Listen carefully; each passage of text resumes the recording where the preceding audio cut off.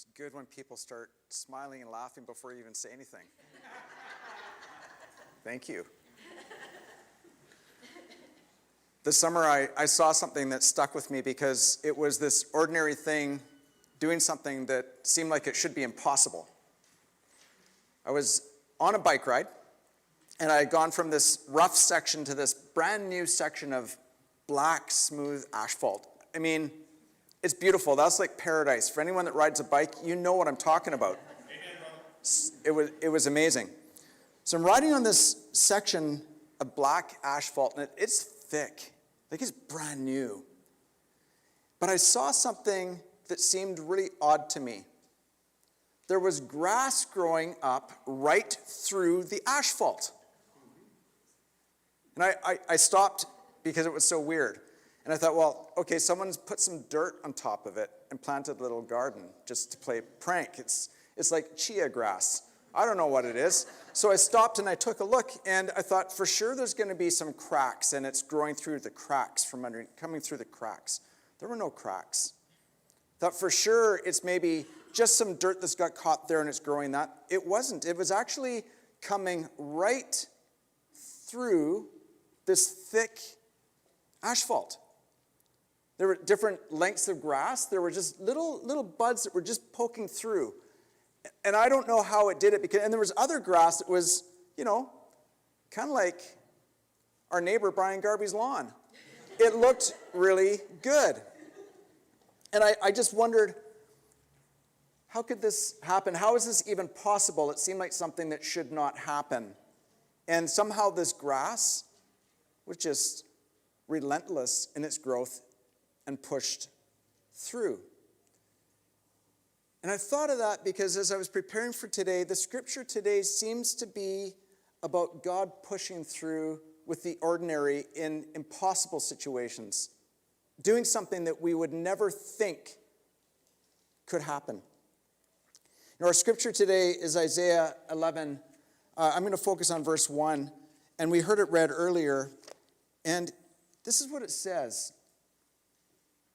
A shoot will come up from the stump of Jesse. From his roots, a branch will bear fruit. It's this image of new life breaking through where there was no life before. Like, it's improbable. Maybe not impossible, but improbable that this is happening. This is the word of Isaiah to the people of Israel and Judah, and it came at a time for them when things were dark. It didn't seem like there was much hope.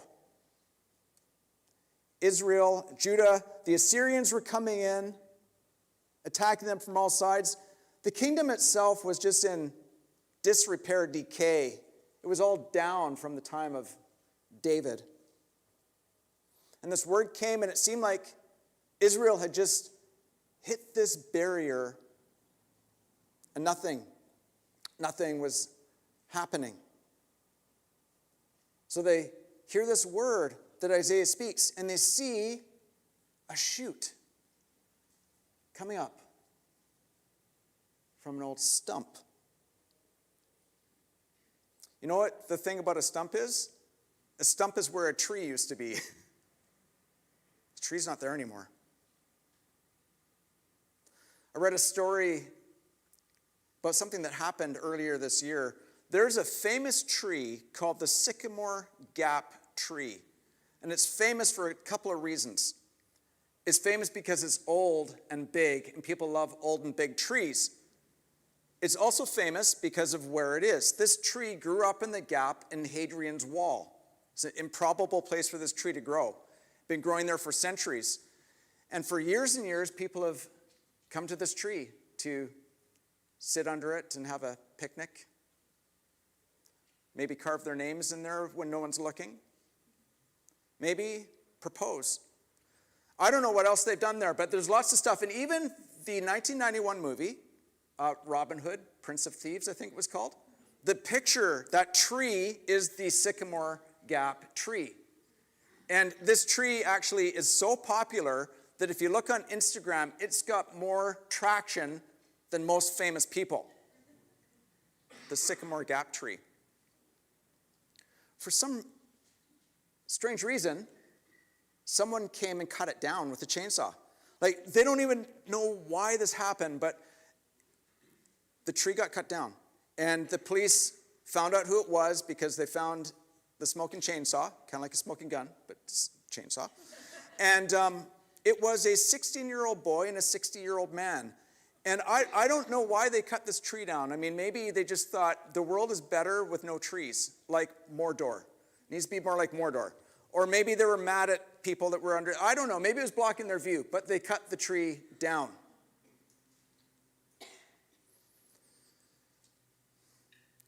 I feel like that stump now reminds people of what used to be.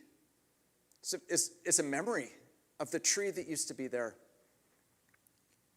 It seems like to me that this word coming from Isaiah, the mention of a stump, is also a painful memory for the people who hear this, because the stump is what used to be. The stump is the kingdom of David that used to be, that will be no more, that's gone. It's just a memory. That stump speaks of all the hope they had in Israel as the kingdom that would spread and grow, and where they had placed their hope. The stump is David's kingdom, and it's no more. All that's left of that tree is a stump. The sycamore gap tree was still there until a little while ago, and they had to do the big job of cutting up this huge tree and carrying it away. That's a big job, right? Bucking up a tree and taking it away. And they did all this work, but they've decided to leave the stump there. And the hope is that a new shoot will come out of the stump. They're thinking this would happen. A new shoot will come right out of this stump. For Israel, the hope is that this new shoot comes out of what happened with David. A new shoot will come out of Jesse's stump. I find it interesting because it's not a new shoot coming beside Jesse's stump. It's not a new tree in a different place. It's coming right out of Jesse's stump in the same place. It's connected. It's connected to that whole imperfect story of the kingdom of David. All those people involved in that story. I'm sure those people got the stump bit. I'm sure they understood what was being talked about. I think they knew. Stump of Jesse, we get that, okay? That's painful. They knew what was happening. But I think they were left wondering, who will this new shoot be?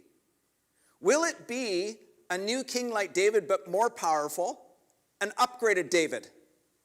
And the kingdom will just expand, and we'll be the Israel we always wanted to be. We'll conquer the nations. A great, glorious empire of Israel. Will Israel be restored?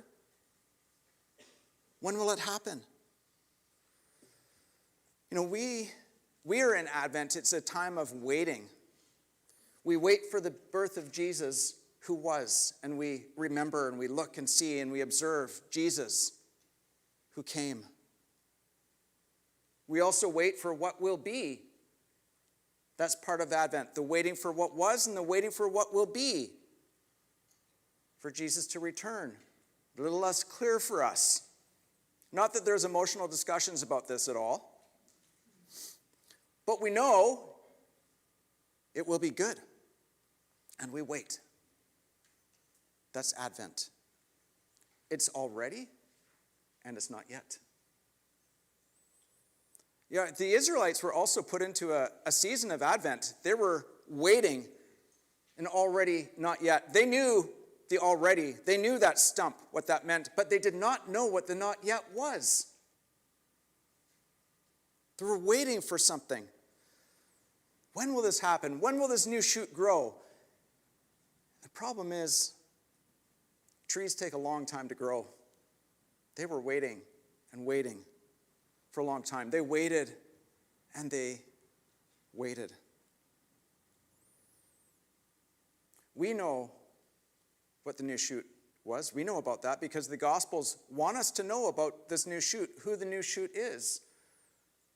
The Gospels go to great lengths to declare that this new shoot is Jesus, the Messiah. And actually, the book of Matthew starts in a way that no one would advise anyone to start writing a book with a genealogy, right? How many of you, show of hands, skipped that part? Hardly any. You guys, amazing job. Because everyone likes to start a book with a genealogy. It's how you start things. I mean, I should start a sermon like that. Just read names. A roll call. We know this is who the new shoot is. Because it's declared in the genealogy. All this led up to Jesus. The new work. This new shoot is Jesus. It's like God's presence has changed. Right? From the Ark of the Covenant, the clouds and fire and pillars, the Holy of Holies, to Emmanuel, to God with us. That's what the new shoot did. Jesus in person, who was, who is, and is to come. That's the Advent part. Emmanuel. A stump is where a tree used to be. And the stump tells a story. The sycamore gap tree, I think, tells us to remember what was there. I mean, I'm sure people are going to that place and remembering the stories that they have about that tree. And the stump of Jesse tells a story that I think we need to hear because it's about what God is like and who we are in his plans. It tells us God works relentlessly through imperfect people to pursue his plans of redemption of all things. He works relentlessly. Now, from the beginning, for some reason, God chose to partner with people just like us. Maybe not quite as good as us. People similar to us. Adam and Eve. And we know that didn't work out extremely well, but still chose to partner with people to declare his glory in creation, to partner with people in creating this world of shalom, of goodwill, where things are in harmony.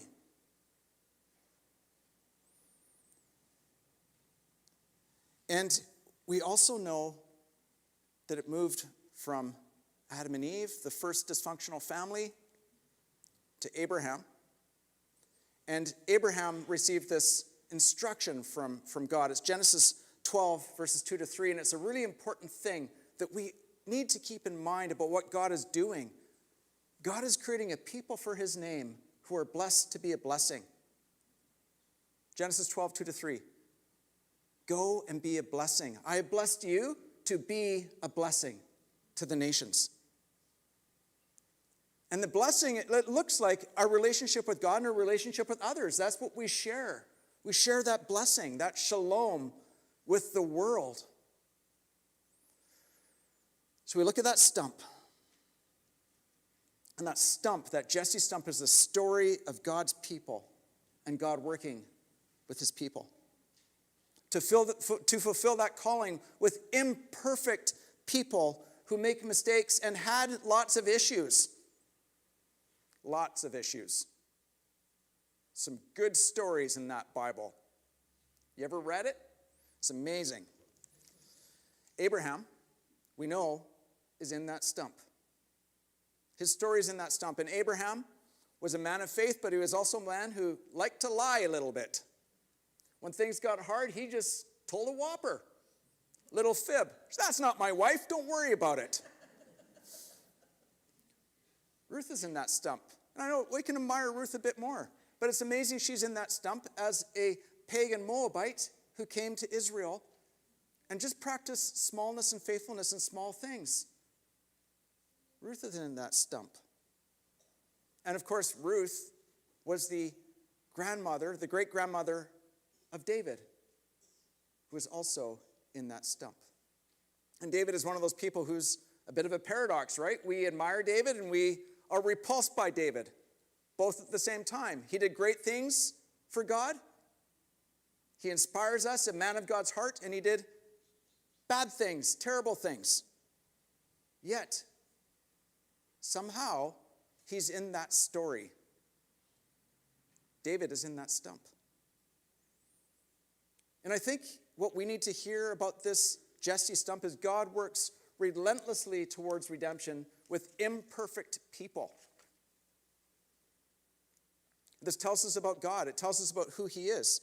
He is relentless in his love for us and doesn't give up, because most of us kind of mess up over and over again in the same ways. These little patterns that we have. He doesn't give up. And somehow God uses what we do and pushes through the barriers, even though we're imperfect and small.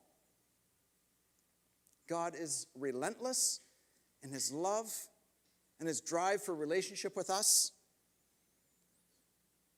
And this new shoot that comes up, this Jesus, displays that relentlessness in that he came as a baby, Advent, right? The incarnation. He lived among us. He was crucified and died for us. And on the third day, he rose again. And he'll come again. That's how relentless God is in working with us. He's relentless.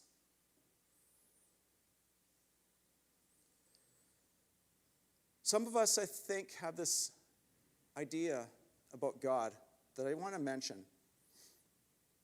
That God's kind of rigid.